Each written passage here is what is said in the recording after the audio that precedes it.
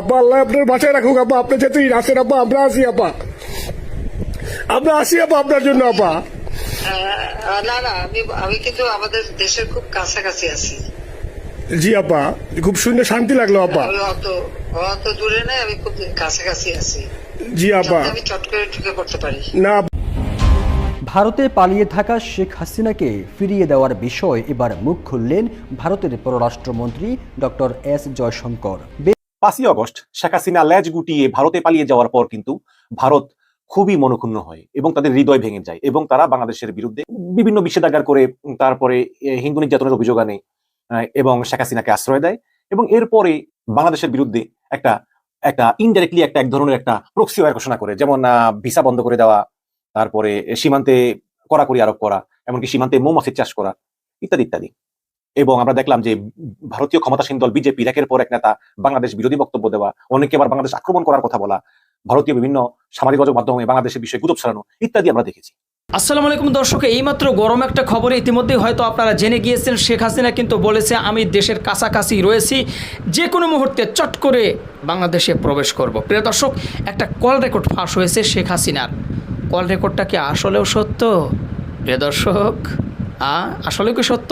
বিস্তারিত জানতে থাকুন আর ভিডিওটি সম্পূর্ণ দেখতে থাকুন। সেই কল রেকর্ডটি সম্পূর্ণ আপনাদের সাথে আমি শেয়ার করব, সম্পূর্ণ কল রেকর্ডটি আপনাদের সাথে শেয়ার করব। সেই সম্পূর্ণ কল রেকর্ডটি আপনারা শুনবেন, আর আসলে সত্য কিনা সেটা পরেই আপনারা জানতে পারবেন। এবং কি আরও একটা নিউজ আপনাদের সাথে শেয়ার করব, সেটি হলো শেখ হাসিনাকে তো দেশে ফিরিয়ে এনে আন্তর্জাতিক ট্রাইব্যুনালে কিন্তু তার বিচার করা হবে, জনসম্মুখে এরকম বলা হয়েছে। তাজুল ইসলাম কিন্তু তিনি বলেছে, আর ভারতে তাকে ফিরিয়ে দিবে কিনা এ বিষয়টি নিয়ে ভারতের একজন মন্ত্রী নাকি জয়শঙ্কর, উনি কিন্তু মুখ খুলেছে এই বিষয়টি নিয়ে। সেই ভিডিওটিও আপনাদের সাথে শেয়ার করব। এবং ইতিমধ্যেই ভারত কেন দেশের সাথে একটু নরম ব্যবহার করা শুরু করেছে, তাদের মতলবটা কী, আর এই বিষয়টি নিয়ে আলোচনা করেছেন কাজী হিমায়তুদ্দিন মিশন। মূলত 3টি ভিডিও নিয়ে আপনাদের সম্মুখে হাজির হয়েছি। এই 3টি ভিডিও আজকে আপনাদের সাথে শেয়ার করবো। তো সবাইকে বলবো একটু ধৈর্য সহকারে ভিডিওগুলো দেখতে থাকুন। চলুন এক করে ভিডিওগুলো আমরা সবগুলো দেখে আসি। আপা আপনার কাছে আপা একটু ফোন দিছি এটা ব্যাপারে আপা। আমরা তো এখানে নিউ ইয়র্ক মহানগরে আপা যারা আছি এমদাদ ভাই নেতৃত্বে আমরা মিটিং মিটিং করতেছি আপা, কিন্তু এলাকার পরিস্থিতি আপা খুব খারাপ। কারমাঙ্গিচরে বা ক্যানিগঞ্জে আপা সকল নেতাকর্মী তো আপা হচ্ছে ওরা মানে একদম সবাই এলাকার বাইরে আপা। এখন ওদের কিন্তু আপা আমি জি আপা এখন আপা আপনি যদি বলেন আপা, আমি তো আপা এখান থেকে আমার এলাকার যে ছেলে পেলে আছে যেগুলো ছাত্রলীগ যুবলীগ আমি যতটুকু পারি আপা সহায়তা করতেছি। আর আপনি যদি অনুমতি দেন, আমি যদি বলেন না তুমি এখানে থেকে ওদেরকে হেল্প করো, করলাম। আর যদি বলেন না তুমি দেশে যাও যে একটু ঘোষণার চেষ্টা করো আপা, তাহলে করবো আপা। এটা আপনার সিদ্ধান্ত আপা। না, এখানে বসে এখন সাহায্য করো, সেটা সবচেয়ে বেশি কাজে লাগবে। জি জি আপা, পরে গেলে হবে। জি আপা। আর আপা ওই যে আইনজীবীরা আপা দাঁড়াতে পারতেছেন আপা, এই বিষয়ে যদি আপনি কোনো পরামর্শ দিতেন আপা, তাহলে তো আপা একটু হইতো। না, আইনজীবীরা যেতে পারে না, দাঁড়াতে পারে না, সেখানে করে। তো সেখানে যখন আইনজীবীরা যাবে, সেখানে ওদের বলো যে আমাদের লোকজন অর্গানাইজ করে সোজা ওখানে যাই। আর তাছাড়া তো আর কোনো ওয়ে নেই আপা। তবে আমি কালকে সিদ্দিক ভাইয়ের সাথে কথা কাজ করতে হবে। জি আপা, তোমার একটা কাজ করো, তোমার যেখানে আসো ওখানকার এখন তোমার ইলেকশন চলছে। জি আপা। ওই সব তাদের ক্যাম্পেনিং এর সময় ওদের লোকাল যে ইলেকশন হচ্ছে সেখানে ক্যাম্পেনিং এর সময় তার সঙ্গে যোগাযোগ রাখা, ক্যাম্পেনিং এর সহযোগিতা করার সাথে সাথে মানে এই বিষয়গুলি জানায় রাখা, তারপর যখন মানে এদের কাছে একটা সাপোর্ট নিয়ে আসা। জি আপা, আপনি আপা আমার ব্যক্তিগত অভিমত, আমার যেটা মনে হয় আপা, আমার সাথে সবাই একমত হবে কিনা জানি না, আমার মনে হচ্ছে আপা এবার রিপাবলিকানরা যাবে আপা। ট্রাম্প আবারও আসতেছে আপা, কারণ আমেরিকানরা তো আপা ব্যাপার আছে একটু নারী নেতৃত্বের ব্যাপারে, এখন তো এগুলো বলা যায় না, তো নিজেও বুঝেন ওরা হয়তো। আমার মনে হয় ট্রাম্প আবারও আসতেছে আপা, রিপাবলিকানরা আসলে আমাদের জন্য খুবই ভালো হবে আপা। আচ্ছা, না সে যে আসুক, আমার মনে হয় যে ওখানে প্রার্থী পপুলার জিতবে, তার সাথে আমাদের একটা এখন থেকে তাদের ক্যাম্পেনিং এ থাকলে পরে তাদের সাথে যোগাযোগ হলে পরে ভবিষ্যতে কাজে লাগবে। জি আপা।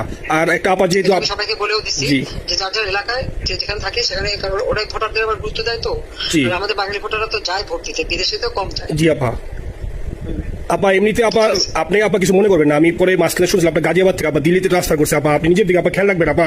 আপা আপনি আসেন আপা, মানে একটা আমার ওই যে বাংলাদেশে আপা একটা নিউজ আসছে আপনার গাজিয়াবাদ থেকে দিল্লিতে নাকি ট্রান্সফার করছে আপনাকে হেলিকপ্টার দিয়ে, এরকম একটা নিউজ আসছে আপা। জি একটা নিউজ আসছে জায়জা দিনে আপা, পরশু দিন আপা জায়জা দিনে আপনার হচ্ছে ওদের অনলাইন ভার্সনে একটা ভিডিও দেখাইছে আপনাকে নাকি ওই যে গাজিয়াবাদ থেকে দিল্লিতে নাকি ট্রান্সফার করছে আপা। এটা না আপা, এটা ভিজুয়াল একটা হেলিকপ্টার দেখাইছে আন্তর্জাতিক নিউজ দিছে আপা। আপনি চাইলে আমি আপনাকে ভিডিওটা পাঠিয়ে দেবো হোয়াটসঅ্যাপে। হ্যাঁ পাঠাইও তো, দেখবো না কি কাজগুলি কথা বলে এরা। জি আপা, এটা তো নিউজ তো আপা দেখেন না আপা। দেশের খুব কাছে আছে। আপা আপা কষ্ট লাগে আপা। আপা আপনি যে মিডিয়াদেরকে আপা যে দিয়ে আসছেন আপা, এই মিডিয়াগুলো আপা আমাদের কাজ করে না আপা, কেউ সত্য বলে না আপা। আপনারা কই যাবো আপা? আপনি আছেন, আপা আল্লাহ আপনার বাঁচায় রাখুক আপা। আপনি যেতেই আসেন আপা, আমরা আসি আপা, আমরা আসি আপা আপনার জন্য আপা। না না, আমি কিন্তু আমাদের দেশের খুব কাছাকাছি আছি। জি আপা, খুব শুনে শান্তি লাগলো আপা। আমি অত দূরে নাই, আমি খুব কাছাকাছি আছি। জি আপা। আমি চট করে ঢুকে পড়তে পারি। না আপা, আপনাকে দেশে আপা এটা ইয়ে করেন, আপনি যখন নিয়ে দিয়ে দিবেন যে না তানভীর তুমি আমেরিকা থেকে দেশে চলে যাও, দেশে যে ওই কারমাইচল ক্যানিগঞ্জের এখানে ওই দলীয় নেতৃত্বের গুছাও, ওইখানে কাজ করো আপা, আপনি বলার সাথে সাথে দৌড় দেবো আপা। এখন গেলেই দেবেন একখানা মামলা, সেটা কিছু করতে পারবো না, বরং এখানে বসে যে মামলা দিচ্ছে জি আপা। আমার বিরুদ্ধে 113টা মামলা। জি আপা। সব জিনিসগুলি নিয়ে জি। আমার মনে হয় জাতিসংঘ থেকে শুরু করে সবার কাছে এটা বলা দরকার যে এটা কোন ধরনের কথা, যে একটা ফলস মামলা। মানে আমার পরিবারে কেউ বাকি নেই, জি আপা। যারা বাইরে বিদেশে চাকরি করে জি আপা। সবার নামে মামলা। জি আপা, সবার নামে মামলা দিয়েছে আপা। যারা হয়রানি করার জন্য জি যারা হিউম্যান রাইটস কথা বলতো, যারা অপোজিশন স্পেস দেওয়ার কথা বলতো, তারা জি। কই? এই কথাগুলি তার সামনে তুলতে হবে, বলতে হবে, এবং লোকাল লোকদের বলতে হবে। দ্বিতীয় কথা হচ্ছে আমরা থাকছি দেশের যে অবস্থা ছিল, এখন তো দেশের অবস্থা যে খারাপ, ভয়ঙ্কর আপা। আবার সেই দরিদ্র সীমার নিচে চলে যাচ্ছে, জি আপা। মানুষের খাবার নাই, জি। সব বন্ধ করে দিচ্ছে। জি আপা। আর সব টাকা লুটে খাচ্ছে, ব্যাংকে টাকা সব লুটে খাচ্ছে। জি আপা। আপা আপনি আপা যে দেখেন, আপনি দেখেন আপা মিডিয়া আপা, মিডিয়া কতটুকু অন্ধকার আপা। দেখেন আপনার বিরুদ্ধে যে অভিযোগটা আনছে ওই যে রাশিয়ার উত্তর পারমাণবিক কেন্দ্রে, যেখানে রাশিয়া সরাসরি বলছে এমন কোনো ঘটনা ঘটে নাই, ওইটা ওরা প্রচার করে না আপা, ওইটা ওরা প্রচার করে না। না করলো তাদের কিছু আসে যায় না। এসব মানুষ যদি গাধা হয়, আমার কিছু বলার নাই। 13 বিলিয়ন ডলারের থেকে যদি আমি 500 নিয়ে নিই, তাহলে এটা হাস্যকর ব্যাপার আপা। এটা এটা কি একটা হাস্যকর? 13 বিলিয়নের থেকে 5 বিলিয়ন আপনি নিয়ে নিচ্ছেন, এটা হাস্যকর কথা আপা। হ্যাঁ এত বোকা যদি হয়, আমার তো বলার কিছু নাই। জি আপা। আর টিউলিপটা জয়েছে, টিউলিপ তো বাচ্চা একটা মেয়ে, ও তো তখন এমপিও না, কিছুই না। আমাদের দাওয়াত দিছে, গেছি। ও এত শক্তিশালী যে 17 বছর একটা মেয়ে এত শক্তিশালী যে পুতিনের সাথে আমার নেগোসিয়েশন করা দিচ্ছে। জি আপা, আবার বলতেছে মালয়েশিয়ার ব্যাংকে রাখছে। মালয়েশিয়ার কোন ব্যাংকে রাখছে ওই অ্যাকাউন্ট বল। আচ্ছা সেটা না, সেটা উঠাক। জি আপা। জি জি আপা।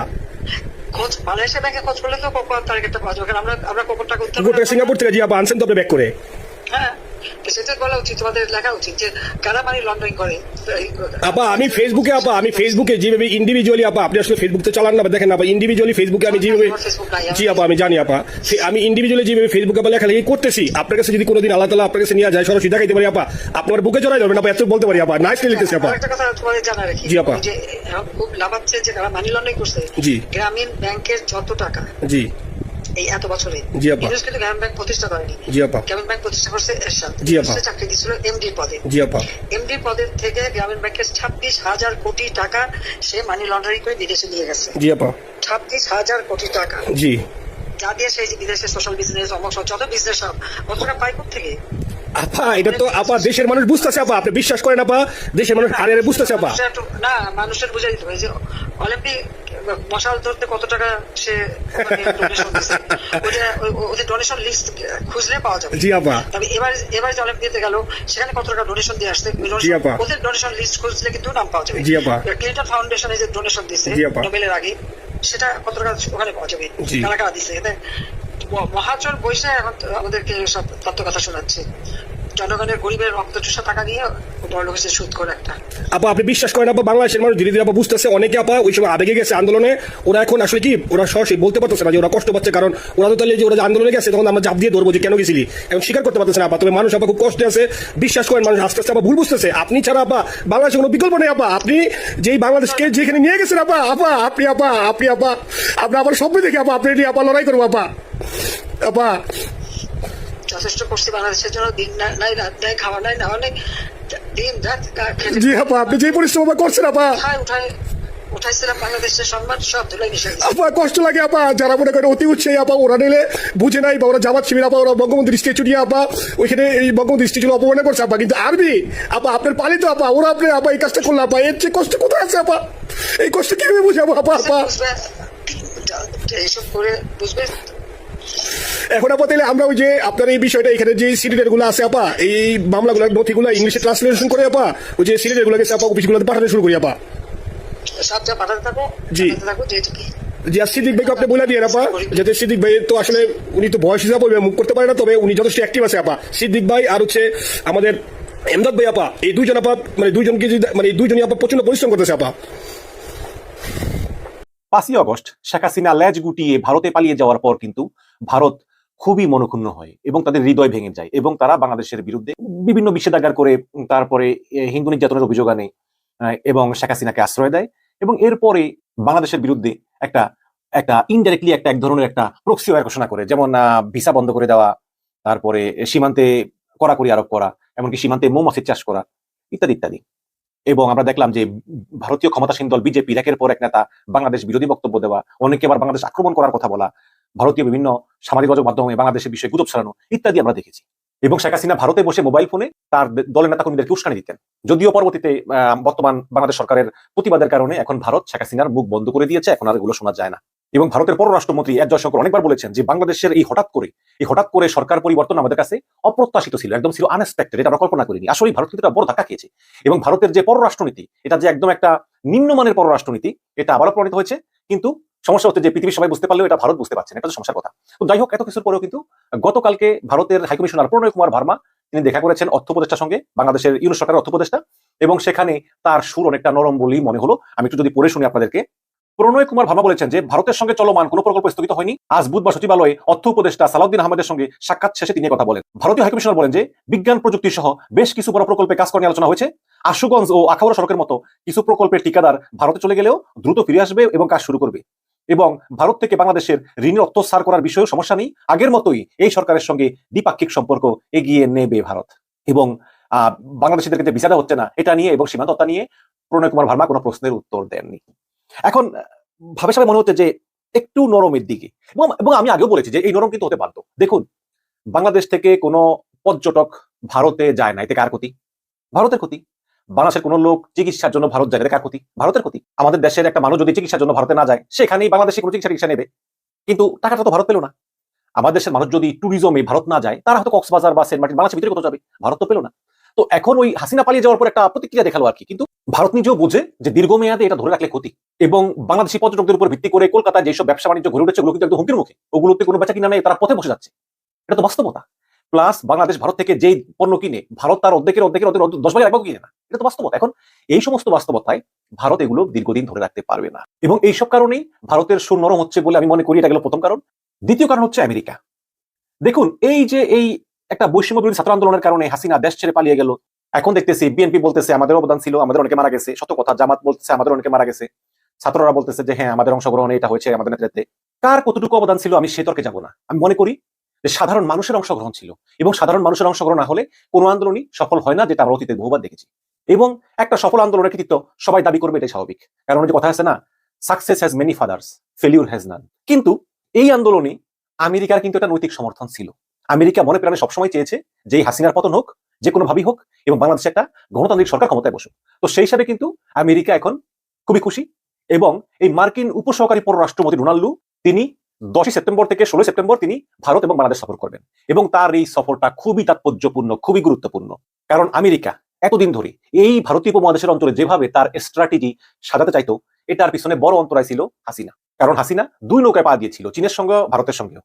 এখন যেহেতু হাসিনা নাই এবং ইউনুস ক্ষমতায় আছে, এই কারণে এখন আমেরিকা মনে করতেছে যে এখন আমি যে প্ল্যান করব সেই প্ল্যান ভারত মানতে বাধ্য।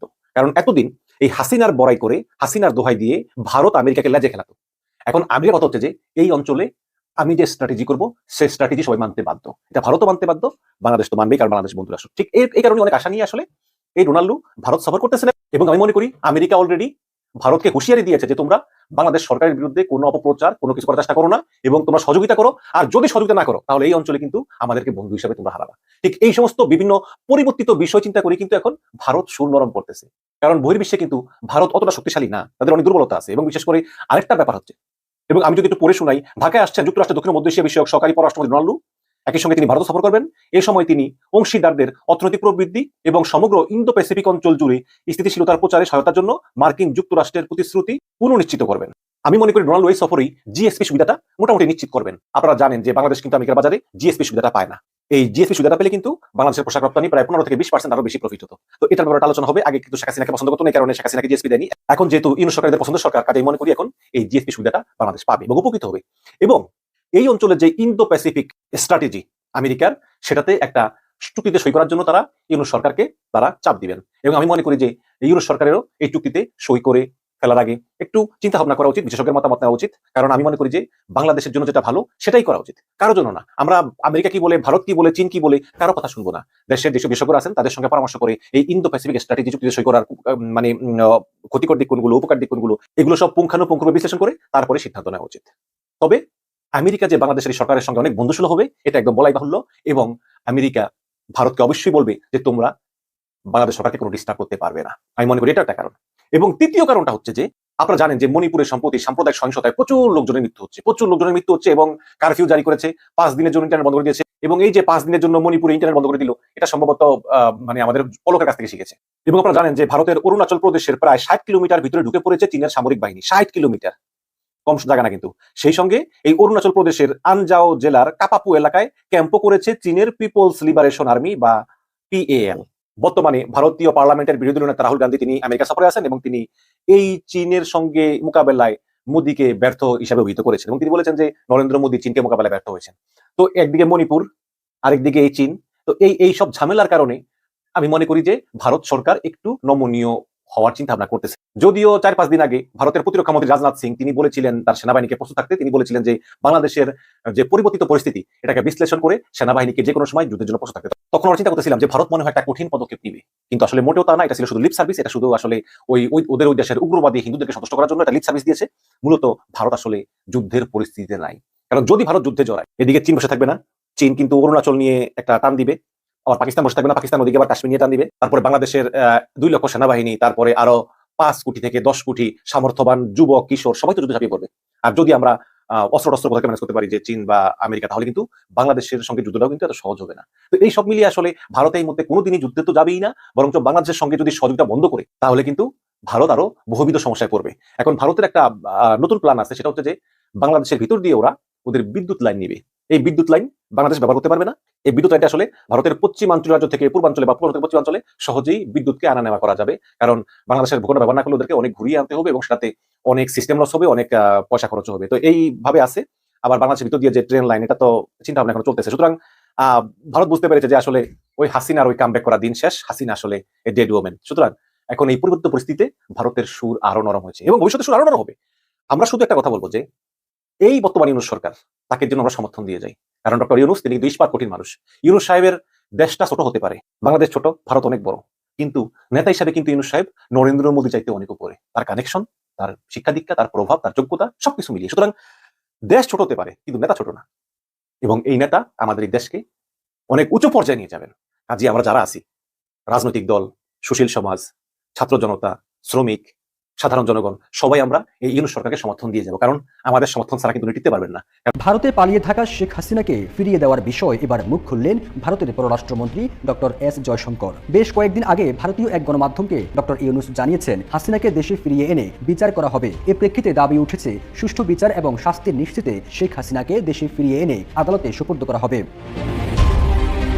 জার্মানির বার্লিনে এক সংবাদ সম্মেলনে হাসিনাকে ফেরত দেওয়ার বিষয়ে ভারতের অবস্থান জানতে চায় এক সাংবাদিক। জবাবে জয়শঙ্কর স্পষ্ট তথ্য না দিয়ে সাংবাদিককে থামিয়ে দেন। তিনি বলেন, বাংলাদেশে সরকার পরিবর্তন হয়েছে, আমরা অন্তর্বর্তী সরকারের সঙ্গে যোগাযোগ রাখছি, আমরা কূটনৈতিক চ্যানেলে কাজ করি, কোন মিডিয়ায় কি রিপোর্ট ছাপা হলো তার ভিত্তিতে কাজ করা জরুরি নয়। দ্য ইকোনমিক টাইমসের এক প্রতিবেদনে এর তথ্য জানা গেছে।